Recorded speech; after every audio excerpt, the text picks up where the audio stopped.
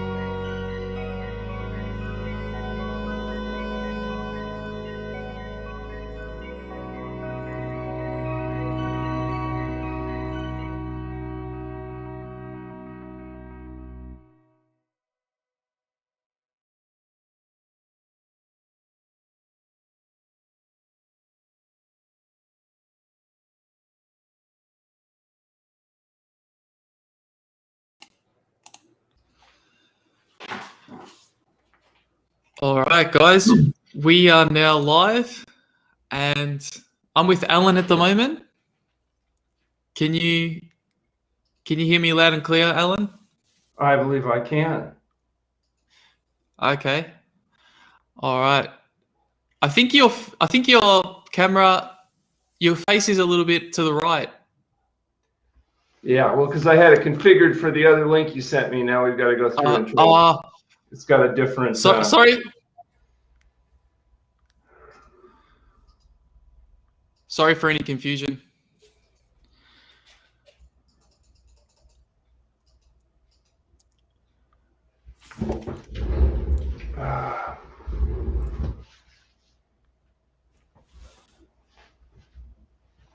I think.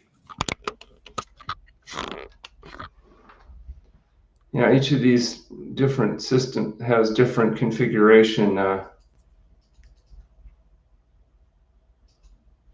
While Alan's doing that, I thought I'd just kind of give a bit of a background into the audience. So I'm a big advocate for fasting, and yeah, Alan is he's obviously well experienced in this area. So it'll be a good episode to watch. So I can't wait to get involved.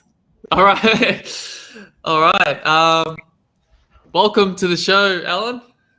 It's a pleasure to be here. For people maybe that are living under a rock or maybe not aware, what is it that you're into at the moment? What's your area of expertise at the moment? Well, I'm the director of the True North Health Center in California, and for the past 36 years, we've been involved in medically supervised water-only fasting. So we have patients come in with conditions like high blood pressure, diabetes, autoimmune disorders, cancers like lymphoma, and we'll have them go on a water-only fast for periods of 5 to 40 days. And then we follow that with a whole plant food SOS-free type of diet. And we document the outcomes and publish those results in peer-reviewed journals. We're a 501c3 nonprofit research-based organization that's been successful at showing that fasting and diet can be very helpful in giving the body a chance to do what it does best, and that's heal itself. Heal itself. Absolutely. I'm a massive advocate for fasting. I've been I think a few of my Facebook friends have unfriended me actually because I've been a bit too aggressive pushing it out. But yeah, I think I just want to start off with a question. Is there any research that correlates living longer with fasting? Well, when we talk about living longer, there's really two things we should talk about: life extension, that is life expectancy, and also healthy life expectancy. So life expectancy is the number of years a person born today is expected to live on average. Healthy life expectancy is how long a person born today is expected to live healthy, fully functional, capable of taking care of themselves, not finding themselves unable to talk or move, lying in nursing home beds, waiting to have people change their diaper. And so how long you live is largely determined by genetics and luck. How well you live in the years you have is largely determined by diet and lifestyle choices. So what we really should be focusing on is the things we can have the biggest impact on, which is healthy life expectancy. What can we do? How can we eat? How can we live so that we end up spending all of our years fully functional, healthy, and happy, rather than necessarily focus on doing something that you really can't do, which is change maximum life expectancy. Everybody, when they're born, has a maximum life that they could live. You can shorten it, you can become debilitated, but you're not going to necessarily change the basic maximum life expectancy. And I think we have evidence to prove that. Of the 100 billion modern humans that have been born on the planet, we have well-documented evidence that 5 people have lived past 117. And, one of those is really questionable. So, the fact is your odds of living past 117 right now are probably about 1 in 20 billion. And that's with people that have applied all kinds of different diet and lifestyle formulations in their existence. So I think that we should really realize that where we're going to have the biggest impact on the choices that we make is on how well we live in the years that we have. And there's overwhelming evidence that people that choose to eat a health-promoting diet and adopt a health-promoting lifestyle have dramatically lower likelihood of debility. If you look at the most common causes of debility, heart attack, stroke, autoimmune disorders, conditions like lymphoma, these conditions debilitate people years before they die, and they are largely preventable. Excuse me. Right. I was reading one of your studies. You had a young woman come in with she had lymphomic nodes, and which was quite interesting. And I didn't get the outcome of that study. I didn't get the outcome of that result. But my understanding was that the protocol of fasting actually reduced the size of the cancerous nodes. It was an interesting case. This was a young woman in her 40s who came in with diagnosed follicular lymphoma stage 3. She had excisional biopsy and been well monitored, and it continued to progress. Yeah. And underwent 21 days of fasting, during which time her palpable tumors completely disappeared. X-ray, CT scan showed a dramatic reduction, and then she was followed for a period of 3 years, during which time the condition continued to improve, and at 3 years was completely cancer-free. And we published the case report and the 3-year follow-up in the British Medical Journal case reports, and people can go onto our website at healthpromoting.com and actually download the article and see for themselves what the outcome and long-term results are. In fact, I've continued to track that particular patient. She continues to do well. And we've had a number of patients since that case was reported with lymphoma that also continue to do apparently well, and we're tracking them and plan to publish some other long-term case reports. Ultimately, we'd like to do a clinical trial to show just what happens when you do nothing intelligently, which is essentially fasting, compared to conventional treatment. The fact is the body's able to heal itself from a whole lot more things than people realize. But the reason it's not is because we're not doing the things that allow the body to heal itself. And that's put a health promoting diet and lifestyle in place. And in our case, we're using long-term water-only fasting to give the body a chance to make those changes more quickly. And so the water-only fasting is obviously water only, but so I mean that must be a shock to some people to hear that. I mean, they must just think, what is going on here? Well, most people think about fasting. They've read books like the Bible, where Moses, David, Elijah, and Jesus fasted for up to 40 days. So in addition to Moses, David, Elijah, and Jesus, also our patients fast up to 40 days. I've had people ask me if we also teach them how to part the Red Sea. And I tell them that's all in the wrist. Well, Oh fasting my. is an ancient practice that we've applied to modern problems. And the modern problems that we're seeing today that kill most of the people prematurely are things like heart disease, including high blood pressure, cardiovascular disease in general, type 2 diabetes, autoimmune diseases like lupus and rheumatoid arthritis, ulcerative colitis, and asthma, eczema, and psoriasis, this whole class of conditions where the body's immune system becomes confused and attacks our cells, and conditions, as I mentioned, like lymphoma. These conditions are all associated with dietary excess. And also even acute diseases like COVID-19. If you look at who's dying with COVID-19, one of the risk factors is metabolic syndrome. So if you have obesity and diabetes and cardiovascular disease, your likelihood of dying from that or other infectious diseases is much higher than if you don't have those conditions. And so it's not shocking to find out that since dietary excess is the cause of many of these conditions, that fasting is kind of the ultimate way of undoing the consequences of dietary excess. Weight loss is a pound a day. The body has to utilize the reserves that are there. It does it very effectively and efficiently. And we've proven in a safety study that we've published that it can be done safely. Fasting is a safe and effective process when it's done in a controlled environment, in appropriately selected patients, and is monitored properly. And that's one of the things I want to emphasize. Long-term water-only fasting needs to be done properly, or like many other interventive procedures, it can become a problem. And so the way we avoid the problem is history, exam, lab, and proper monitoring. That needs to be done in a controlled setting, and that's why we do that. But it's not just weight loss that's associated with fasting. There's many things that are changed with fasting. For example, glucose and insulin go down with insulin resistance goes down with fasting. When you have people that have diabetes, essentially diabetes is not a problem of insulin. It's a problem of insulin working. There's insulin resistance, and so blood sugar levels go up because insulin is not able to carry blood into the cells where it's needed to carry on its functions. Well, fasting reduces insulin resistance, and it normalizes insulin production. And so what happens with diabetics, most type 2 diabetics are able to achieve normal blood sugar levels without the use of medication.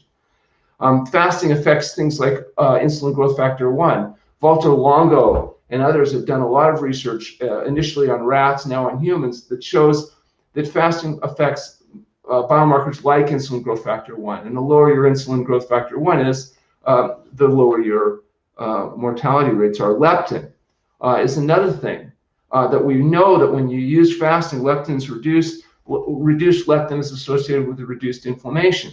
Turns out inflammation is like a major risk factor for most diseases. Cardiovascular disease, all these diseases that we're having, many of them are associated with increased inflammatory factors.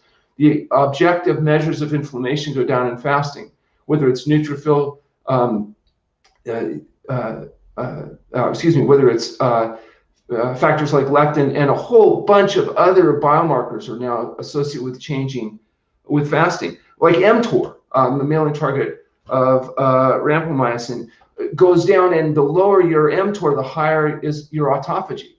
And autophagy is how the body goes in there and eats up these cancer cells and gets rid of the cellular debris and kind of cleans house. And so increased autophagy turns out to be really important at getting and staying healthy. In fact, in 2016, a guy named Yoshinori Oshumi won the Nobel Prize in Medicine for his work on showing just how important autophagy was. So anything that's increasing autophagy apparently is thought to be associated with improving health. And fasting has a profound effect apparently on autophagy. The microbiome in your gut, the 5 pounds of bacteria that live in your intestinal tract that provide such an important part of your protection. And the balance of that microbiome, very important in maintaining health and resistance to disease and other problems. Sorry, Alan. I just want to interject there. Just with the I'm just curious about the 40-day fasts. I just want to learn a little bit more about that. What's been the outcome of the 40-day fasts, and what's been the response with the patients? Well, fasting ranges from 5 to 40 days, depending on the patient's reserves and the application. For example, the woman with lymphoma fasted for 21 days. So how long you can fast this can be limited by your reserves. If you have enough fuel on board, it can be limited by your electrolytes. It can be limited by psychological tolerances, etc. So you don't know exactly how long that fast is going to be until you see how you respond to fasting. In the case of blood pressure, we fast until blood pressure is normal or until reserves become limited. And we're monitoring things like potassium and electrolytes and other kinds of variables to make sure that we go too long. If you're fasting and you keep going longer than your reserves, then it changes from fasting to starvation. And we don't want to do starvation because starvation results in death. And death, it really screws up your clinical outcome data. It disrupts all of our data. So we are very careful not to do starvation. In fact, we're so careful that in 36 years and over 20,000 patients going through medically supervised fasting, everybody that's been walked in has been able to walk out. And we try to keep it that way. We're really particular about that. In fact, we've published a fasting safety study showing exactly what the adverse events can be and are, and what those outcomes are. And as you see in that data, we were able to go 5 years without any mortality and very little in the way of morbidity. It is a natural biological adaptation, and so when it's used in appropriately selected patients, it can be done consistently, reliably, and safely. And that includes 40-day fast, up to 40 days. We don't go over 40 days. And you mentioned the difference between starvation and fasting. How do you differentiate between the two? Well, as a person's going through the process at the True North Health Center, we're monitoring them twice a day. So our staff doctors are taking vitals, examining the patients, looking at their blood and urinalysis. And so there's a number of variables that we can utilize to ensure that the person is still in the fasting mode and has not entered into that starvation mode. One of the most obvious things is just, how much reserves a person has. We don't fast people, for example, when BMIs go much below 16. We're looking at their percent body fat, their protein reserves, their blood levels, their urine levels, and their clinical presentation. Interestingly enough, even when patients are on very long-term fast, they generally are functioning quite well. If a person becomes too weak or has debility issues, then of course we would transition from fasting into refeeding, which has to be done very carefully, because with long-term fasting, one of the great dangers is too rapid realimentation, too rapid refeeding can result in conditions like refeeding syndrome or other problems that could become seriously damaging or fatal. And so to avoid that, you have to have an appropriate protocol, which we do. So it takes half the length of the fast to properly refeed. And that's also done in a controlled setting. There's a tendency for people to make poor decisions when they haven't eaten for weeks on end, and the tendency for overeating always is a problem, but it's particularly a problem after long-term fasting. Okay. And what about like for the average individual at home? Do you recommend, let's say they want to start fasting, is there a protocol that they should follow, or they're interested? What would you? Everybody fast at home every day for 16 hours, and that they feed during an 8-hour feeding window if weight loss is their goal. If weight gain is their goal, they may need to narrow their fasting window to 12 hours a day and allow 12 hours of feeding, just to be able to have enough time to get enough low caloric density, high nutrition food in their diet to maintain optimum weight. So, but the point is, everybody fasts every day, and they break that fast in the morning with a breakfast, and that first meal. That's why they call it break fast, because you're breaking that evening fast. All we're suggesting is that for people trying to lose weight, sometimes extending that period of fasting to 16 hours can be good. You still don't get involved in gluconeogenesis and other protein breakdown issues as long as you don't let that window go beyond about 16 hours, because you have enough glycogen stores to carry through your function. Some people also suggest that exercising in the morning before you break that fast may actually maximize fat burning. And so then you feed during an 8-hour period, but you limit your feeding to a whole plant food SOS-free diet. SOS is the international symbol of danger, but it also stands for the chemicals that we put in food that make us fat, sick, and miserable. And those chemicals that fool the satiety mechanisms in our brain that create the pleasure trap, those chemicals for humans are salt, oil, and sugar. Salt, oil, and sugar are not food. They are highly fractionated food byproducts that are added back to food in order to stimulate dopamine in our brain. And that's what leads to the overeating. And that's why 2/3 of the population are overweight or obese, because we use those chemicals. If you eliminate those chemicals, whether it be from humans or rats or animals, you find they go back and maintain normal weight. They can eat to satiety, maintain normal weight, but those chemicals fool us. There's going to be a bit of a backlash on this podcast because I love a bit of chips with salt. So I know, You love it because it stimulates dopamine in your brain, and dopamine is the chemical associated with pleasure. We love it, absolutely love it, because your brain is designed to make sure you survive. And survival in a natural setting, that is the setting of deprivation that we evolved in, means get enough to eat and don't get eaten. And if you can't push everybody else out of the way to make sure you get yours, your ancestors were the ones that got enough to eat and didn't get eaten. They survived that boat ride. For all you know, they ate everybody else. But whatever they did, they survived. And that's how your brain is designed. Get enough to eat the most concentrated food available. And there's not much stuff more concentrated than things like fried chips with oil at 9 calories per gram, along with highly concentrated coagulated cow pus like cheese and these kind of things. So absolutely, you'll love it, but it has a drug-like effect. It's like you may love the effect of cocaine too, but that doesn't make it good. And because it's a drug-like effect. That's essentially the essence of the book that we've written called The Pleasure Trap, Mastering the Hidden Force that Undermines Health and Happiness. When you realize the effect that these chemicals have on your brain, everything starts to make sense. Everything you see around you starts to become predictable and understandable. People are overweight because they eat these chemicals added to the food. People will develop metabolic syndrome, then they become susceptible to the diseases of dietary excess that used to be called the diseases of kings, because it was only the kings that developed the gout and the cardiovascular disease and the diabetes, because they were the only ones that could afford to eat the highly processed foods that make us fat, sick, and miserable. Wow, I can feel your passion coming through the microphone here. I mean, but this is the thing, right? I mean, as humans, we've drawn to that comfort, that easy meal, and how do we reverse that? I mean, this is going to be it's a monstrous task ahead of us. I mean, no question. It's not just humans, though. It's all animals. If you give rats, for example, access to the foods that we eat, the salt, oil, and sugar, you put that into their rat chow, they'll gain 49% of their body weight in 60 days.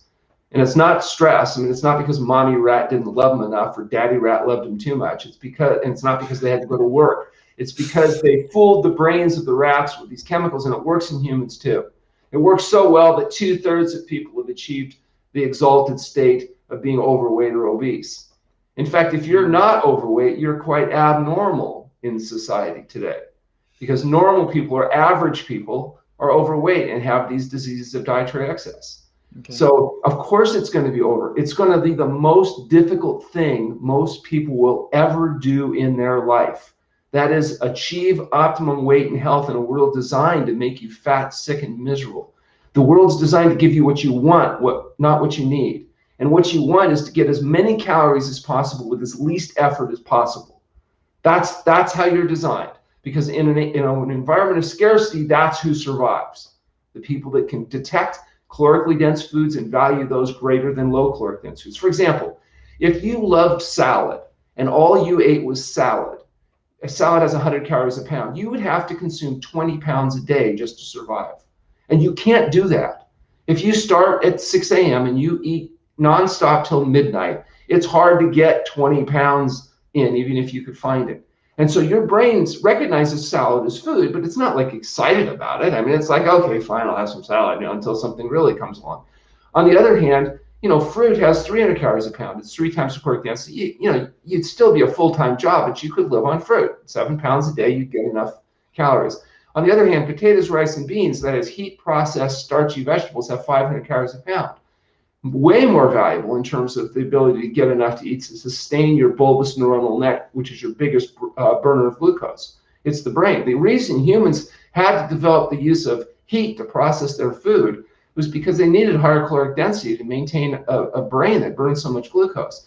And so the more concentrated complex carbohydrates, more valuable to you, taste better to you. And then if you add sugar, oil, and salt to them, oh my gosh, now we're in heaven. Bread has 1,500 calories a pound before you turn it into a butter boat and put coagulated cow pus on it.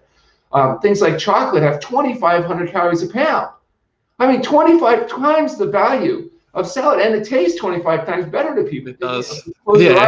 Chocolate or salad, they can tell the difference. And so the point is, your brain is just trying to get you as much calories as it can. And so that's what good taste is more dopamine production.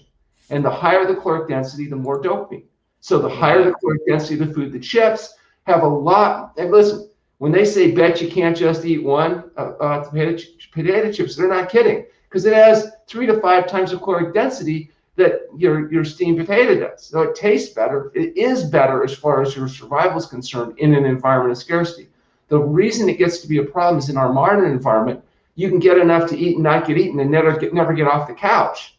There's so much highly processed fractionated foods available, and our brains are saying, yeah, give it to me, that we do. And so even when we're trying to control ourselves, we can't. At least 2/3 of us can't. And actually, third that are not overweight, many of them, it's because they have pathology. It's not because they're not eating processed foods. Is there any practical advice that you can give for people at home listening? Maybe they're struggling with their weight and maybe they want to, yeah. So one, don't eat 16 hours a day, fast 16 hours a day. Don't eat 3 hours before you go to sleep at night. So you have your last meal at whatever time it is. You get at least 3 hours of time before you go to sleep. You sleep your 8 hours. You delay your breakfast in the morning so that you have an 8-hour feeding window and a 16-hour fasting window. During the 8 hours that you're feeding, limit yourself exclusively to whole plant foods. So fruits, vegetables, grains, legumes, nuts, and seeds. Avoid animal foods and highly processed fractionated foods, particularly oil, salt, and added oil, salt, and sugar. You get all the sugar you need that is carbohydrate from your whole plant foods. You get all the essential fats you need from a variety of whole plant foods, and you get all the sodium you need from a vegetable-rich diet. You don't need to add these things. If you do that, and you're a male, you're going to lose around 3 pounds a week down to optimum weight. If you're a female, you're going to lose about 2 pounds a week down to optimum weight, assuming you get moderate exercise and you're not drinking alcohol and other high-caloric beverage contaminants. And that's very predictable. You know, in a controlled setting like at True North, people lose weight just a pound a day fasting, 2 to 3 pounds a week feeding, eating large quantities of whole plant foods. It works very well. It works very consistently. The women lose weight slower than the men because they have estrogen. Estrogen is a fat storage hormone. If you inject men with estrogen, they grow breasts and get hips. If you inject women with testosterone, they lose fat, but get hair and get cancer and die. So probably not a good strategy for weight management. But the point is, these differences are biological, not psychological. So if you're a woman, what does that mean? It means you have to work twice as hard, you get half the results. So you have to get used to it. If you're a man, you can still be fat, but you have to be more disciplined in order to maintain obesity. If you're eating a whole plant food diet, you're going to lose your weight. But doctor, what if I want to eat that chocolate bar, you know, every now and again? I mean, surely there's a bit of. Absolutely, you just have to say, how fat and sick do I want to be? If you don't mind being a little bit fat and sick, then you just have a little bit. And if you don't mind being really overweight and really sick, then you have all you want. And the problem is some people can have a little bit and not get into trouble. For example, everybody that drinks alcohol doesn't become an alcoholic. So if you're a person that can have a drink and then you don't think about it, it's not a problem. Maybe, you know, you might be able to get away with that. But if you're an alcoholic, it's not you. Because if you could have limited your intake, you would have. Some people can have a chocolate bar and not think about it for a month. Other people have a chocolate bar. That's all they can think about is getting another chocolate bar. If you can't control quantity, if you know that because you're overweight. If you're overweight, you're not the person that's doing a good job at regulating how much of these highly concentrated, fractionated, drug-like effect foods you're eating. So stop it. Just like you don't tell alcoholics, just drink beer and wine, because it doesn't work. Don't tell overweight people, well, you can have a little bit of chocolate and a little piece of that. And, you know, you don't tell alcoholics, well, look, you're a drunk. So the problem is don't drink so much. Push yourself away from the bar. Put your alcohol in a smaller cup and drink your alcohol with a spoon and put your spoon down between each sip and you won't be a drunk anymore. What do you tell an alcoholic? You need to stop drinking. You need a strategy each and every day that allows you to not drink. And it's difficult. It's not easy to get out of the pleasure trap with alcohol. If you have overweight patients, you don't tell them, well, eat less. Put your food on a smaller plate. Put your fork down between each bite. Now you won't be obese anymore. It doesn't work. What works is say, eat so much fruit, salad, steamed vegetables, there's not much room left for anything else. And avoid the heated, treated, chopped, processed, dead, decaying flesh foods that are making people fat and sick. If they do that as an experiment, they find, oh, it works. It works predictably. It's safe. They get their nutrients. And then at some point, they might say, okay, I've reached my optimum weight and health. What can I get away with? Well, if you want to do that, that's fine. You decide what you are or aren't able to tolerate. My experience is once people get rid of that, they just don't really miss it that much. They go and eat that salty soup and they realize, oh, I don't need this excess amount of stimulation anymore.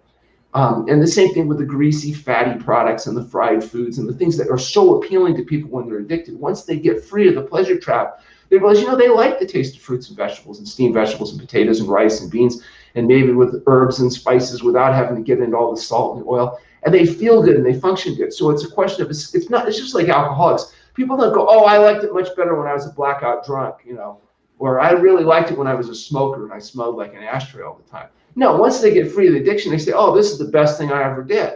I'm glad to be free of cigarettes. I'm glad. And this isn't just one more addiction. You can get free of that by eating a whole natural food, whole plant food diet, and realize, okay, yeah, I may miss, indulging in those behaviors, but the benefit I get is enough to offset that price. You don't know that until you're free of the addiction. Yeah. So you are pro like a vegetarian? Would you say vegetarian diet?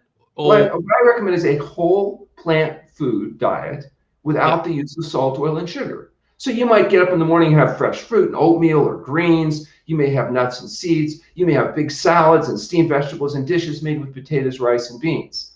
So all the whole plant foods, minimally processed whole plant foods.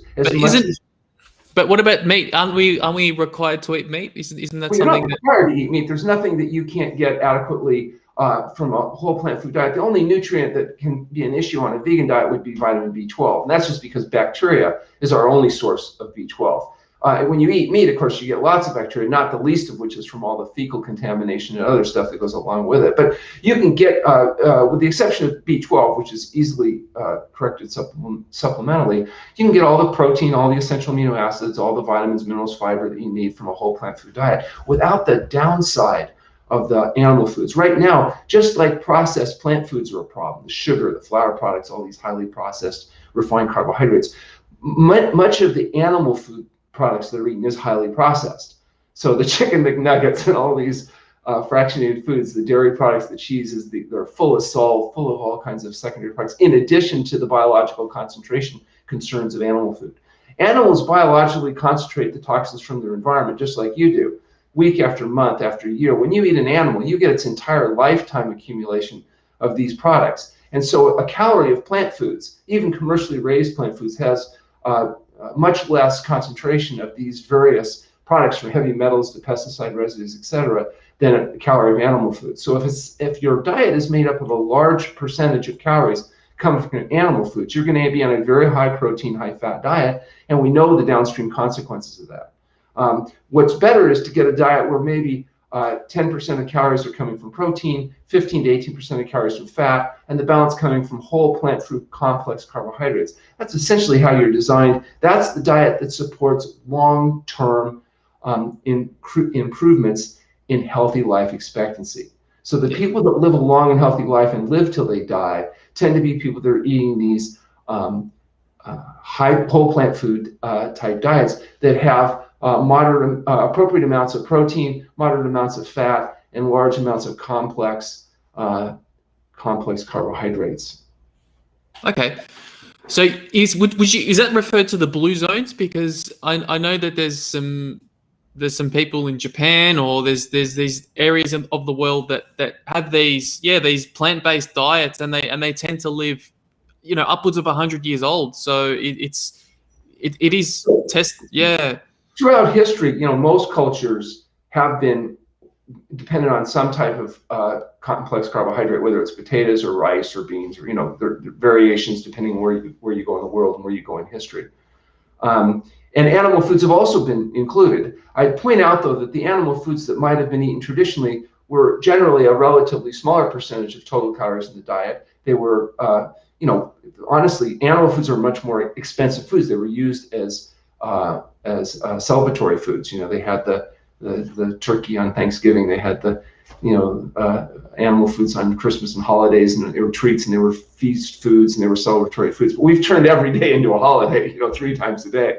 McDougall talks about having Christmas for breakfast and Thanksgiving for lunch and Easter for dinner every day. And as a consequence, the overconsumption of these very rich concentrated foods can lead to problems. And particularly when you start fractionating and processing animal foods, just like when you fractionate and process plant foods, you get a caloric density issue that's very high. And we see the results of you all around you. You see what happens to people that do that. People that adopt whole plant food SOS-free diets tend to be thinner, have lower cardiovascular and cancer risks, and tend to have a higher healthy life expectancy. And so, that's the type of diet that we use clinically. It's what works for us in helping sick people get well. And we believe it's also going to prove to help healthy people stay that way. And I'm happy to say that, we've been doing this a long time. We're getting now 30 and 35-year follow-ups on patients. Wow. And one of the most common things that these patients that we've been treating for decades is saying is that, everybody they know is in trouble or dying. In fact, my mother, when she turned 92 years old, she realized that all 52 of her lifelong friends were dead. They had all died. Many of them used to make fun of her and her son's crazy diet that she followed. But she did tell me at 92 that I needed to warn my patients that if they're going to do this diet, make younger friends. And she said, tell them to make much younger friends, because even 10 years isn't enough. Because she found even her friends that were 10 years younger, they were only in their 80s, they were still falling apart. So she said to warn my patients, make younger friends. So I'm telling you, if you're going to do this type of whole plant food SOS-free diet, make sure you pick healthy and younger friends. So when you get old, there'll still be somebody left that you can interact with. Wow.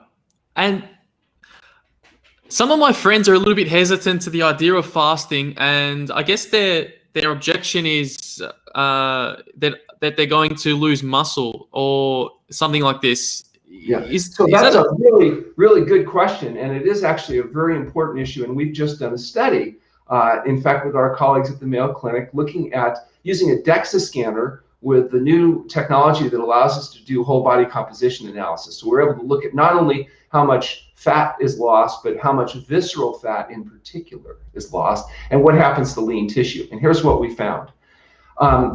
When you go on a fast, you lose a bunch of weight.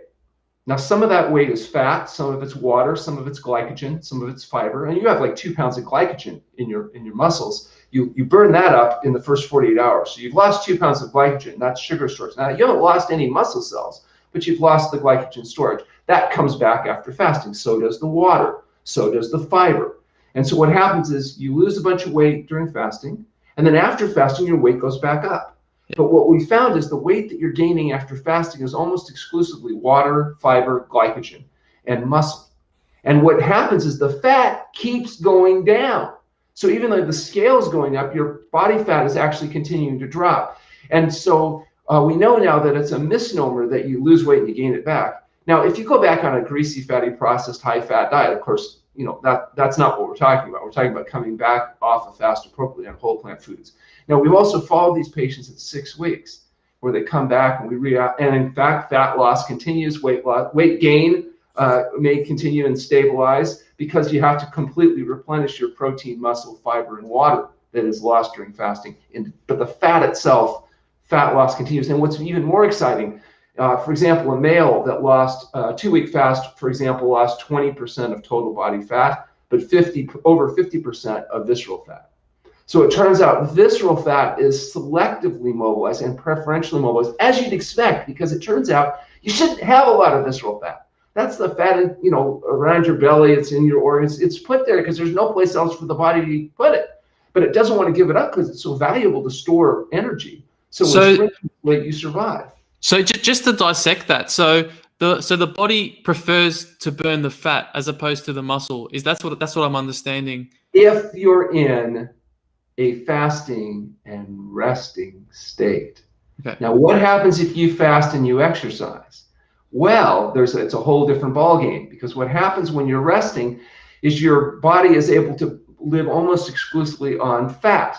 In fact, even the brain itself changes from burning glucose, the main fuel, and that's your main burner of glucose, is your brain. It burns more than anything else.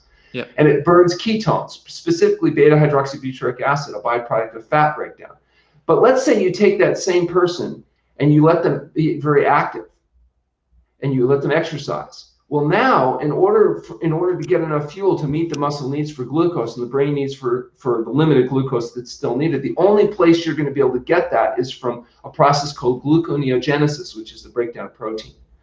So if you're more than baseline active, you will burn more protein. And so a person that's exercised physically, they'll lose more weight, all right, but they won't lose more fat, they'll lose more protein.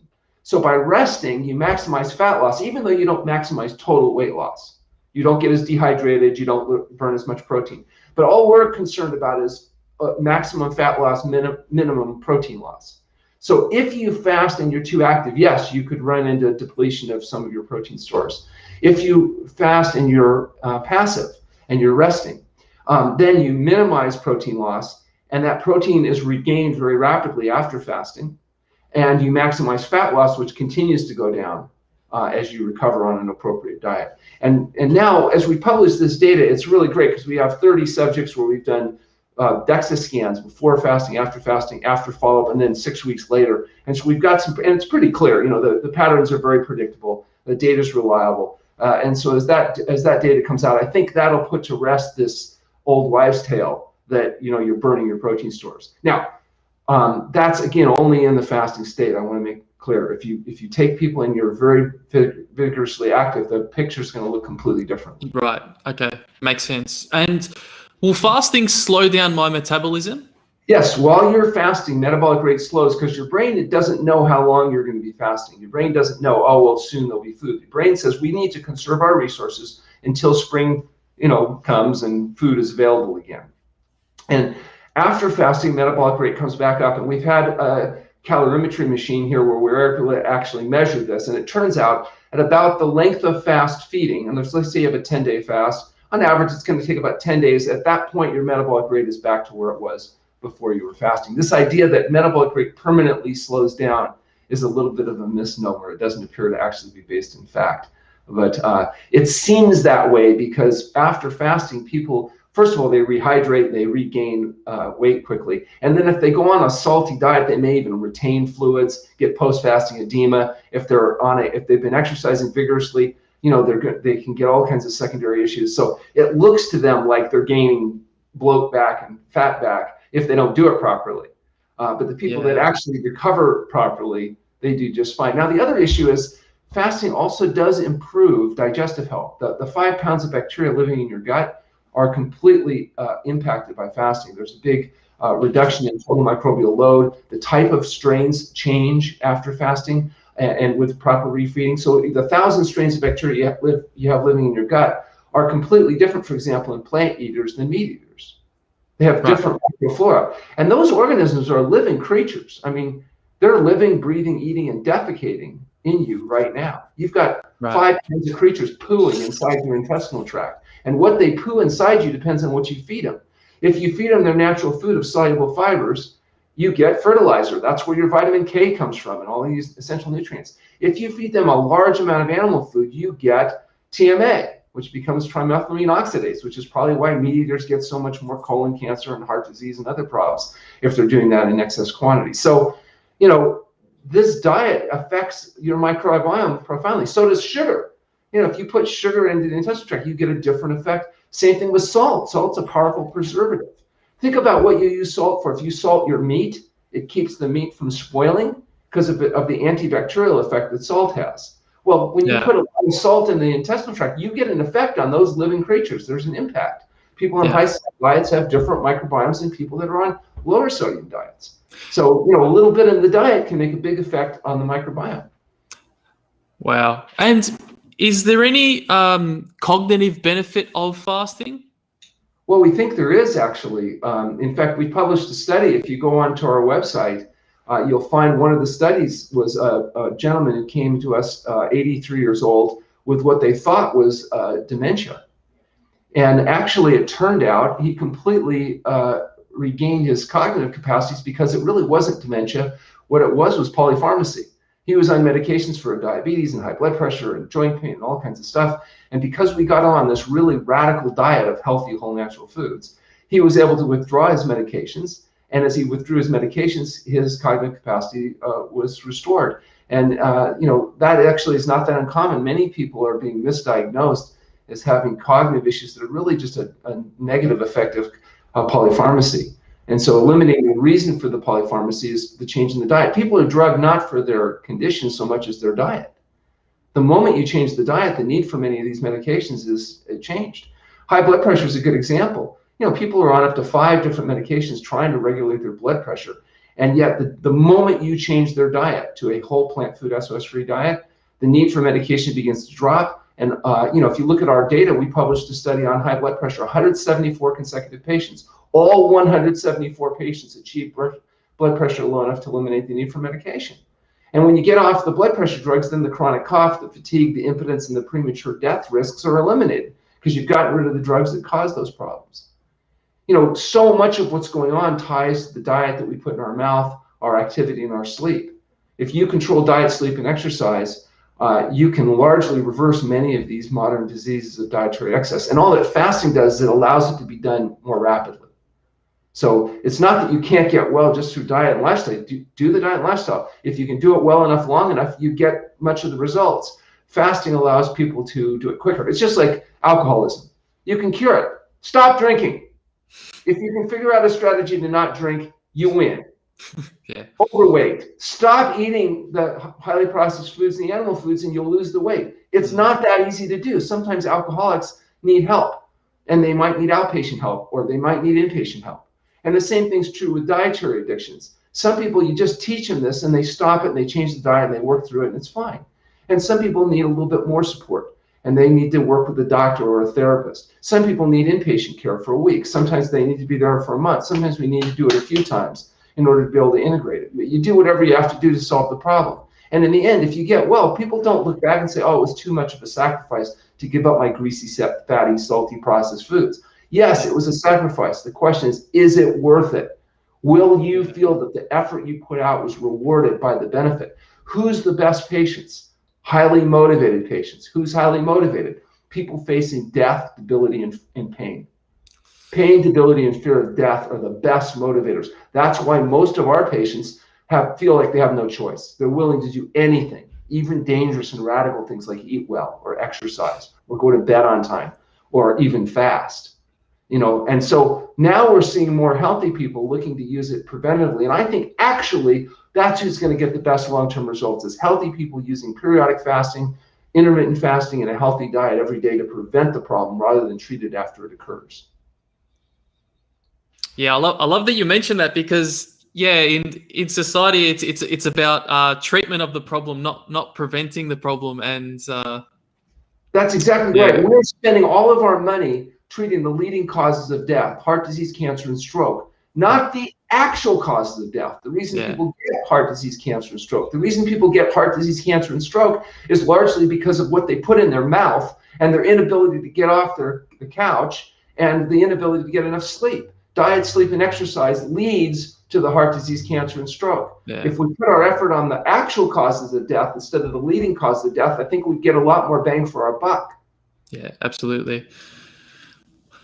And is there any future? What does the future of fasting look like? I know that there's a lot of studying and a lot of research going on at the moment. Maybe you might know something about the future of fasting and where it's going to? Well, what we're doing at the True North Health Center right now, which is really one of the few places in the world doing long-term water fasting. Dr. Walter Longo and others are doing a tremendous amount with intermittent fasting and short-term things people can do on their own. They'll use products like Prolon where they'll be able to do a 5-day limited calorie intake and they get what they call fasting mimicking effect. So they get some of the benefits that you get from long-term fasting without having to do inpatient care and support like we do at the True North Health Center. I think that intermittent fasting has become very popular. There's thousands of medical offices now monetizing Prolon and related products. There's a lot of books and videos and support coming out, movies about intermittent fasting because it's practical. People can do it. It's simple. If it's done appropriately, it's safe for people to do. Longer term water fasting has a little bit of a problem because people are so screwed up. It can be complicated and it needs to be done in conjunction with history, exam, lab, and monitoring, which generally means you're doing it with a doctor that's familiar with the process of unwinding the drugs, dealing with the condition, telling the difference between a problem and a healing crisis and a problem. And so I don't think it's going to gain the popularity that intermittent fasting and these things that people can do on their own can have. But that's okay because what's going to happen is as the research on long-term fasting becomes more apparent, I think it's going to encourage more facilities to open and operate so that fasting can be done affordably in a controlled setting. There's lots of things that aren't convenient and easy. but still can be implemented. I wish that fasting could be done safely without having to have history exam, lab, and monitoring, but in my experience, it really can't be. And so the longer term fasting needs to be done in a controlled setting. Intermittent fasting can be done by everybody. And if you do the intermittent fasting with the diet, sleep, and exercise, you may not need to do the long-term fasting because you'll get healthy and recover. You know, it's interesting. I've been having an experience since the pandemic. We implemented a telemedicine practice so that people could get access to doctors remotely. So that's become very popular. We're seeing that double every month. We have a dozen physicians that aren't idiots that can provide decent advice for people. And many of these doctors are working with people while they're waiting to come into the center, because we're usually a couple months backlogged. And in those 2 months of getting people to work remotely, many of them are getting well. And it's really annoying me because, you know, we're trying to end this hypertensive study, and we got these people with these tremendous hypertension, but by the time they're ready to come in, they're already better. They're off their they don't need to come. And so it's gratifying in one respect because you can see people with support can make these changes. It's a little frustrating, though, to recruit people for studies, and then they get well before we even do anything. So, you know, what can I say? I guess it's a good problem to have, I guess. Oh, it's wonderful. And we've got these doctors that are gaining more and more experience, and this telemedicine works pretty well. Because, you know, with Zoom, you can actually get a pretty good sense of what's going on with the person. We look at the lab. We can give good advice and support. It's affordable. They don't have to go anywhere. And so that's really, I think, we're going to see huge expansion of access to experts in these niche hyperhealth markets to everybody. Because, you know, for a small amount of money, people can get a high degree of support right where they sit, right in their home. And so, you know, one of the things that we've done for patients, including your viewers, is we offer a free phone conversation with me. If they go on our website at healthpromoting.com, fill out the registration forms, which gets me their medical history, they can call. I'll talk to them, no cost, and see if we can direct them, whether it's a local person that can support them, one of our remote doctors that can support them, or answer questions they might have about whether they're a candidate for fasting, or, you know, what it is that we might recommend for them, what direction they need to go in. And that's nice because it doesn't cost them anything. They're able to access it right from their home. They just go on to the website and fill out the stuff. It's pretty simple. And that's worked out really well. And now we're seeing, you know, large numbers of people that really are interested in trying to figure out what can they do that they're not already doing that might make a difference to help them recover their health. All right. Well, there you go, guys. There's some. So there's a website that you can go to, and you can speak to Dr. Alan Goldhamer on that one. And I think I might end the show here.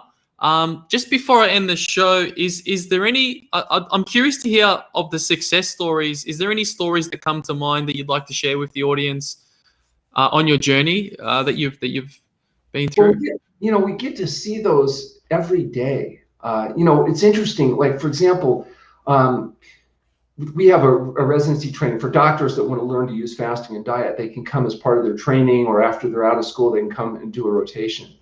And one of the most common comments of these doctors is, wow, I've never seen somebody with that condition get well before, diabetes. They've never had a type 2 diabetics achieve normal blood sugar without medication, or blood pressure where they've got off the drugs. They just don't ever see that, because in medicine, the one guarantee is you'll never get well. Your doctor will promise you, if you have high blood pressure, here, take these drugs. I promise you, you will be on these the rest of your life. You will never recover. You will have high blood pressure that will require medication forever.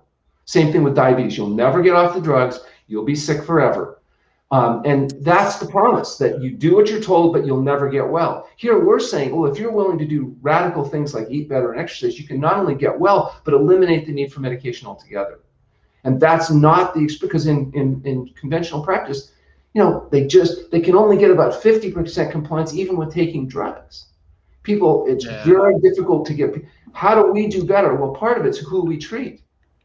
Let's face it, who wants to come and do a fast and have to make diet change and give up their addictions and quit smoking? And nobody, that's not popular. So the people willing to do that are either very smart or very motivated. And so we end up with these highly motivated, self-selected people that will do what they need to do to get well. And that's why it looks like we have very high success rates, but it's because we have very motivated patients. If you try to apply these principles to the general population, we wouldn't have any better outcomes than anybody else. No, because it's totally dependent on a highly motivated patient. But for highly motivated patients, it's nice that they know they have an option. They don't have to be on those drugs the rest of their life. There is a way out. Yes, it's difficult. Yes, there's sacrifice. Yes, it's a pain in the rear, but it's a worthwhile pain in the rear for those that are willing to do it.